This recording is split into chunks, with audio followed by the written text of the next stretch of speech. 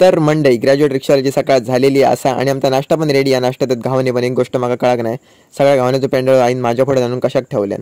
So असो, नाश्ता पण झालेला, बूट घालिया आणि गाडी मस्त पप्पांनी वरती चकाचक करून ठेवलेली आहे. सो जाऊया आजच्या दिवसातला पहिला भाड्याक. सो फायनली आपण पोहोचलो रेल्वे स्टेशनवर आणि आपली ट्रेन काय अजून येऊ नाही, ही दुसरी असा. तो येईपर्यंत वाट बघण्याशिवाय काही एक पर्याय नाही. सो फायनली आपली ट्रेन इल्ली असा आणि ह्या गर्दीतच काहीतरी आपले भाडेवाले असत.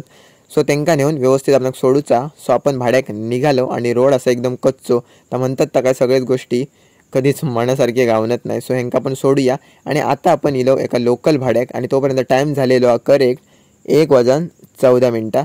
सो ह्यांका पण सोडून येऊया आणि तोपर्यंत टाईम झालेला 2:08. दुपार झाली, जेवचा टाईम झालेला. सो आम्ही जेवणाक खाई जातो बघा. तर आम्ही पोचलो एका आजीच्या मस्त घरगुती खानावळीकडे.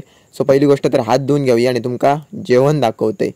सो जेवण असा आणि प्राईज असा 80 रुपये आणि मोठी गोष्ट म्हणजे घरात बसलेल्याचा समाधान. सो जेवण झाला, हात पण धुवून झालेले आणि आजच्या दिवसातला शेवटचा भाडा घेऊन मी पोचले आमच्या घराकडे.